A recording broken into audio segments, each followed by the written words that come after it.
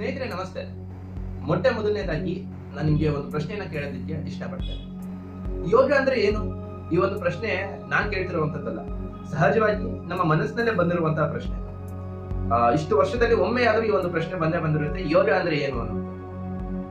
ಈ ಒಂದು ಪ್ರಶ್ನೆಯ ಕುರಿತು ನಾವು ಯೋಚನೆಯನ್ನ ಮಾಡುವಾಗ ನಮ್ಗೆ ನಮ್ಮ ಕಣ್ಮುಂದೆ ಬರುವಂತಹ ಒಂದು ಸಹಜ ಚಿತ್ರಣ ಏನಪ್ಪಾ ಅಂತ ಕೇಳಿದ್ರೆ, ಒಂದು ವೃಕ್ಷಾಸನದ ಒಂದು ಪೋಸ್ಚರ್, ಮತ್ತೆ ಕೂತು ಮಾಡುವಂತಹ ಆಸನದ ಒಂದು ಪೋಸ್ಚರ್ ಬರುತ್ತೆ, ಮತ್ತೆ ಪ್ರಾಣಾಯಾಮದ ಒಂದು ಪೋಸ್ಚರ್ ಅಥವಾ ಧ್ಯಾನದ ಒಂದು ಪೋಸ್ಚರ್ ಅನ್ನುವಂಥದ್ದು ಕಣ್ಮುಂದೆ ಬಂದದ್ದು.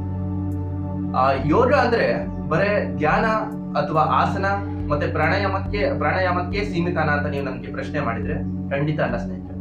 ಈ ಯೋಗ ಅನ್ನುವಂಥದ್ದು ಒಂದು ರೀತಿಯ ಜೀವನ ಪದ್ಧತಿ. ಈ ಜೀವನ ಪದ್ಧತಿಯನ್ನ ಯಾರು ಅಚ್ಚುಕಟ್ಟಾಗಿ ಚಾಚು ತಪ್ಪದೆ ಪಾಲನೆ ಮಾಡ್ತಾರೋ ಅವರು ತಮ್ಮ ಜೀವನವನ್ನ ಅತ್ಯುನ್ನತವಾಗಿರುವಂತಹ ಶ್ರೇಷ್ಠ ದಾರಿಯಲ್ಲಿ ಸವಿಲಿಕ್ಕೆ ಸಾಧ್ಯವಾಗುತ್ತೆ.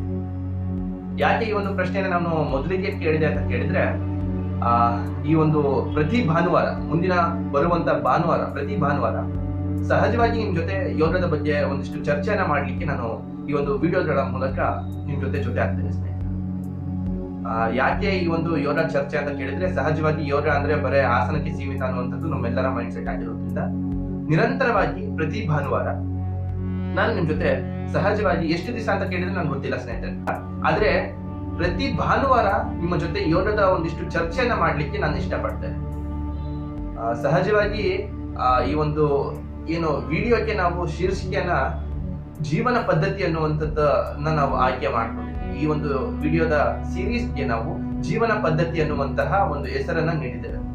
ನಾನು ಯೋಗದ ಒಂದು ವಿಧಗಳ ಬಗ್ಗೆ ಅಥವಾ ಯೋಗದ ಅಷ್ಟಾಂಗ ಯೋಗಗಳು ಯಾವ್ಯಾವು ಅನ್ನುವಂಥದ್ದನ್ನ ಚರ್ಚೆ ಮಾಡೋದಕ್ಕಿಂತ ಮುಂಚೆ ನಾನು ನಿಮ್ ಜೊತೆ ಸ್ವಾಮಿ ವಿವೇಕಾನಂದರು ನಮ್ಗೆ ನೀಡಿರುವಂತಹ ಒಂದು ಕೊಟೇಶನ್ ತರಲಿಕ್ಕೆ ಇಷ್ಟಪಡ್ತೇನೆ. ಕೊಟೇಶನ್ ತುಂಬಾ ಅದ್ಭುತವಾಗಿದೆ. ಬಹಿರಂಗ ಮತ್ತು ಅಂತರಂಗ ಪ್ರಕೃತಿಯನ್ನ ನಿಯಂತ್ರಣದಿಂದ ಸೂಕ್ತವಾಗಿರುವ ಈ ದಿವ್ಯತ್ವವನ್ನು ಜಾಗೃತಗೊಳಿಸಿ ಅಭಿವ್ಯಕ್ತಗೊಳಿಸುವುದೇ ಜೀವನದ ಗುರಿ ಅನ್ನುವಂಥದ್ದನ್ನ ಸ್ವಾಮಿ ವಿವೇಕಾನಂದರು ಹೇಳ್ತಾರೆ. ಯಾಕೆ ಅಂತ ಕೇಳಿದ್ರೆ, ನಾವು ಬಹಿರಂಗವಾಗಿ ನಮ್ಮ ಪ್ರಕೃತಿಯನ್ನ ನಿಯಂತ್ರಣದಲ್ಲಿ ಇಟ್ಕೊಳ್ಳೋದಕ್ಕೆ, ಅಂದ್ರೆ ಬಹಿರಂಗ ಅಂದ್ರೆ ಇಂದ್ರಿಯಗಳನ್ನ ನಿಗ್ರಹಿಸುವುದು, ಇಂದ್ರಿಯಗಳನ್ನ ಹಿಡಿತದಲ್ಲಿ ಹಿಡಿದುಕೊಳ್ಳುವಂಥದ್ದನ್ನ ಬಹಿರಂಗವಾಗಿರುವಂತಹ ನಿಯಂತ್ರಣ ಅಂತ ಹೇಳ್ಬೋದು. ಮಾನಸಿಕವಾಗಿ ನಾವು ನಿಯಂತ್ರಣಗೊಳಿಸೋದಕ್ಕೆ ಸಾಧ್ಯ ಇರುವಂತಹ ಒಂದು ಮಾರ್ಗ ಅಂದ್ರೆ ಅದು ಯೋಗ ಮಾತ್ರ. ಈ ಯೋಗವನ್ನ ಪ್ರತಿನಿತ್ಯ ನಾವು ಪಾಲನೆಯನ್ನ ಮಾಡೋದಕ್ಕಿಂತ ಮುಂಚೆ ಯಾವ್ಯಾವ ರೀತಿಯ ಅಭ್ಯಾಸವನ್ನ ಮುಂದುವರಿಸಬೇಕು ಅನ್ನುವಂಥದ್ದನ್ನ ನಾವು ಪತಂಜಲಿ ಸೂತ್ರದಲ್ಲಿ ನಾವು ಅದನ್ನ ನೋಡಲಿಕ್ಕೆ ಸಾಧ್ಯ. ಈ ಪತಂಜಲಿ ಸೂತ್ರ ಅನ್ನುವಂಥದ್ದು ಮಹರ್ಷಿ ಪತಂಜಲಿ ಅವರಿಂದ ಕೊಟ್ಟಿರುವಂತಹ ಒಂದು ಶ್ರೇಷ್ಠ ಸೂತ್ರ ಅಂತಾನೆ ನಾವು ಹೇಳ್ಬೋದು. ಈ ಒಂದು ಪತಂಜಲಿ ಸೂತ್ರದಲ್ಲಿ ನಾವು ಅಷ್ಟಾಂಗ ಯೋಗಗಳನ್ನ ನಾವು ನೋಡ್ಲಿಕ್ಕೆ ಸಾಧ್ಯ ಆಗುತ್ತೆ. ಅಷ್ಟಾಂಗ ಯೋಗಗಳು ಯಾವ್ಯಾವು ಅಂತ ಕೇಳಿದ್ರೆ, ಯಮ, ನಿಯಮ, ಆಸನ, ಪ್ರಾಣಾಯಾಮ, ಪ್ರತ್ಯಾಹಾರ, ಧಾರಣ, ಧ್ಯಾನ, ಸಮಾಧಿ, ಇವಿಷ್ಟು ಸಹ ಅಷ್ಟಾಂಗ ಯೋಗಗಳಲ್ಲಿ ಬರುವಂತಹ ಒಂದು ವಿಧಗಳು.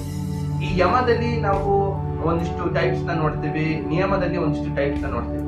ಸೊ ಈ ಒಂದು ಯಮ ಅಂದ್ರೆ ಏನು ಅನ್ನುವಂಥದ್ದನ್ನ ನಾನು ನಿಮ್ಗೆ ಮುಂದಿನ ಒಂದು ವಿಡಿಯೋದಲ್ಲಿ ತಿಳಿಸುವಂತ ಪ್ರಯತ್ನ ಮಾಡ್ತೀನಿ. ಧನ್ಯವಾದಗಳು ಸ್ನೇಹಿತರೆ. ಇನ್ನೂ ಯಾರ್ಯಾರು ಈ ಒಂದು ಚಾನೆಲ್ ನ ನೋಂದಣಿ ಮಾಡ್ಕೊಂಡಿಲ್ವೋ, ಸೊ ಆದಷ್ಟು ಬೇಗ ನೋಂದಣಿ ಮಾಡ್ಕೊಳ್ಳಿ. ಮುಂದೆ ಬರುವಂತ ಎಲ್ಲಾ ವಿಡಿಯೋಗಳು ನೇರವಾಗಿ ನಿಮ್ಮನ್ನ ತಲುಪೋದಕ್ಕೆ ಸಹಕಾರ ಆಗುತ್ತೆ ಅನ್ನೋದನ್ನ ಹೇಳ್ತಾ ಈ ಒಂದು ವಿಡಿಯೋನ ಮುಗಿಸ್ತೇನೆ. ಜೈ ಹಿಂದ್, ವಂದೇ ಮಾತರಂ.